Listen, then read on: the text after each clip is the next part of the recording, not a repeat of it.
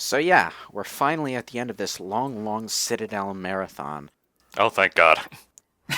We'll never have another long stretch of just town stuff like this again, which is kind of sad because that's kind of Ah, the... Garrus. Yes, the texture pop-in is even a problem in the menu screens. It's kind of hilarious, actually. The the other games don't really have large town areas at all. I mean, Mass Effect 3 sort of tries to recapture the Citadel's scope and size, but never really reaches it, and what the stuff that you actually do while you're there doesn't take nearly as much time either, so it kind of winds up going a little underappreciated for what it is.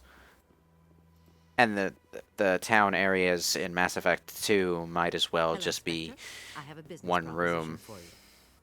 Pretty As much. you know, I'm a Well, they smuggler. cut it down because Word people travels. weren't a Your huge name fan of comes it up in in this certain game, circles. right? I'm acquainted with a Well, pair of powerful crime somewhat, bosses. They're but hiding on remote not worlds, and necessarily I the have the town coordinates. stuff. I You mean, could do the galaxy a BioWare at that favor. point was their main audience was the fan of this kind of stuff. So I'm not really We sure share why they cut down the interests in towns. certain They just have cooperative more of them in Mass ventures, Effect 2, but all the ones but they their do business have are practices have forced me positively to microscopic. terminate our relationship.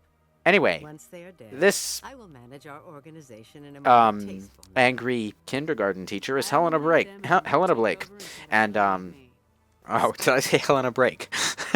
uh, Helena Bonham Carter.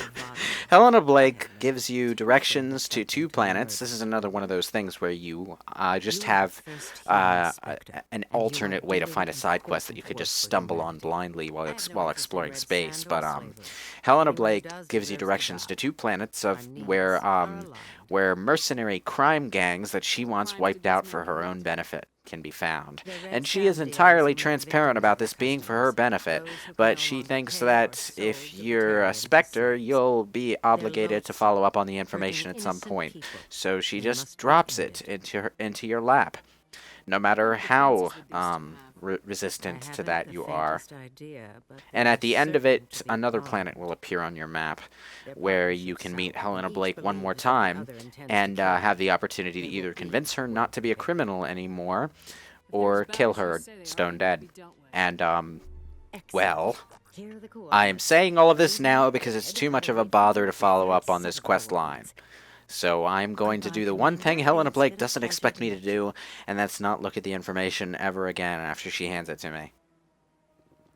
It's much easier to pull a trigger than talk to someone. I love how everybody can make holographic dual discs come out of nowhere.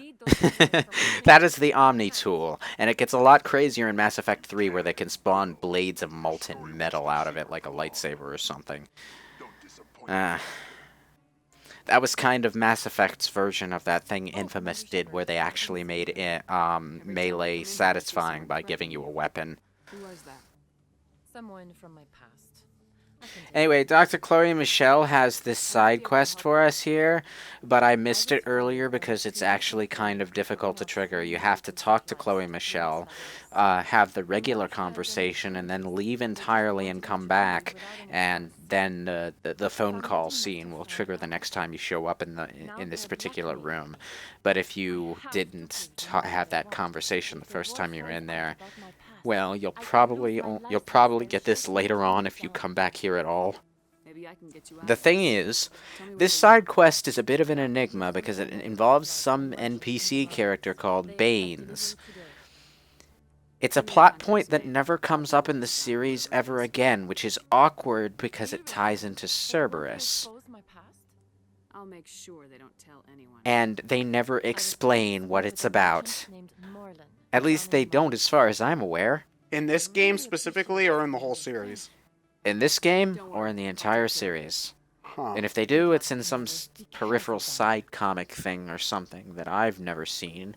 So, I don't know. Baines is Maybe just... it was just one of those loose ends that the games of, the first game of a long-running series usually suffers from, because I'm not sure whether or not they're going to do anything with it later down the road. Yeah, but like I said, for Mass Effects 2 and 3, Cerberus was seriously retconned from what they were portrayed to be in this game. So they probably just didn't know what the fuck to do with Baines and their new version of Cerberus and just sort of left him as a mysterious, suspicious thing that Cerberus had in their history. Why this Krogan is working for Cerberus, I have no fucking idea. He probably doesn't know it's Cerberus, though, because Cerberus is a pro-human, anti-alien terrorist organization, according to the later 2 games, anyway. We meet Brush again, your teeth, Black man. Miller. A medical clinic. What if someone needs Like treatment? your name is destined to be. Also, this Krogan is hilarious because he's like this big bony lizard man, but this one human woman says something vaguely intimidating at him, and without even passing an intimidation check, he turns away. What do you know about Baines? I have to go brush my teeth a million Okay. times.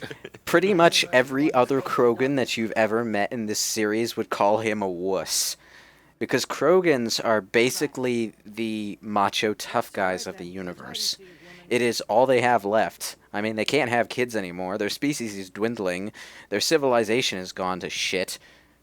So, You're as yellow as your teeth. It's purple. Whoa, you're a super coward. ultraviolet cowardice. I can't pay you for your help, but I can give you a discount on any support. But yeah, Chloe Michelle is not an important character by any stretch of the imagination, but we will be seeing her again in Mass Effect 3. Basically, there is an opportunity, a very vague opportunity that you probably won't take to get Dr. Chakwas killed at the end of Mass Effect 2. And if you do that, you have no choice but to take Chloe Michelle as your ship medic for the 3rd game. If Chakwas is still alive in the 3rd game, you have a choice between the two. You can make Chakwas a war asset and have her do things in the background for you that just sort of give you a few more points toward a good ending. I don't recommend bothering, it's not really worth it. And you can take Chloe Michelle as your ship medic in her place, or you can just leave Chloe Michelle to work at the hospital like she usually does. Alright, so that's 2 times you said that. Is there an actual rank called shit medic? No, ship medic. Oh, ship medic. I thought you said shit medic. Like she's a shit medic. I'm making a conscious conscious effort to understate the letter P, because the letter P hates microphones. My shit sails in the In morning. the morning. Anyway, that was like literally the last thing we had to do here, so yeah. To space! Here's another thing about the side quest system in Mass Effect that a lot of people don't even notice while they're playing the game. The news broadcasts sometimes dump quest logs into your quest log. Yeah, sometimes they inform you of something that's happening, and then Commander Shepard could be like, I might check that out. Gotta Yeah. catch those deals. It's another clever second option that they give you to find stuff. It's good to know in the future TMZ finally went out of business. By the way, this elevator is the only thing standing between your ship and the Citadel. It's a really long elevator ride, and you have to deal with it every single time you land in the Citadel. It's half the reason I never come back here unless I have to. Should edit in some elevator music while we're waiting. No, the game has its own elevator music. It just Yeah. doesn't play it if there's a news broadcast on. Anyway, this is easy to miss because like there are codex entries and a keeper up here. But like the keeper you'll probably get, but the codex entries are a bit fiddly because like you have to be looking at the ship from exactly the right angle on the platform, and there are like 3 of them. So yeah, and you do want to get the codex entries because they give you experience for everyone you pick up. So, how did you get that gap in your eyebrows, Shepard? I missed with the late shaving. Oh, the the scar. That's unfortunate, the scar, because Mass Effect 2 gets rid of the scarring customization option completely in favor Shepard of... is perfect. No, what it does is it has its own scarring system that heals as you're peaceful, but sort of makes your face all glowing and demonic if you do a lot of renegade shit. So How does- Scar's a renegade. How does Yeah. it know the difference? The science reason is that by being a renegade, Commander Shepard undergoes lots of stress, and it makes the skin very irritable, and it makes it tear apart more easily. Yeah, it makes the cybernetic implants flare up, is what Dr. Chakras described it as. I But never heard of it accentuating scars. Normally, when you're overly stressed, you lose hair. don't worry about the scarring if you don't want to put up with it. There's a fairly easy to get ship upgrade that puts a plastic surgery machine in your ship medical bay. When you dump a bunch of platinum into it, and you can get that device and just use it to permanently remove your scarring so that you don't have to see it on your face no matter what you do. I always do that, regardless of how Paragon I'm playing, because fuck it, that scarring system is fucking stupid. Come clean with me, I want to be a renegade, but I don't want to be constantly reminded that I'm a renegade. Because everybody knows that you constantly scar every 5 seconds when you're in a firefight. That's how it works. I just don't like gameplay morality systems that make you look uglier when you do bad things. Because it's like one massive underline to the fact that video game morality systems suck eggs. Well, isn't that what Fable did? Fable did that, yeah, but Fable had a slightly clever system where it wasn't just good and evil. It was it was like virtue and the opposite of that, and also responsibility and just being a slob. So your appearance system was actually changed not just based on how evil or good you were, but also how much junk food you ate. Yeah. And it was basically 2 sliding bars, basically. But still, the more evil you got in Fable, you'd get devil horns. Like, literally, devil horns would pop out of your forehead. Yeah. I mean, you could mix evil and slobbery if you wanted and get the absolute ugliest look in the game, or you could give yourself a really slick, devilish look by going heavy on evil actions, but also being very pure. Dear Diary, the charity donation required a $10 donation. I gave it $9.99. But what happens if you're a good person, but then you just stuff your face with Doritos every second? Well, Fable's most annoying appearance-changing aspect, Fable 2 specifically, rather, was not its morality system. It was its actual skill system. Because the more you increased your strength-based skills, the beefier you got. So you could basically turn into a really fucking built-up... So by endgame, you're a walking ham. Yeah, you basically turn into the Incredible Hulk, and You're a Rob Liefeld drawing.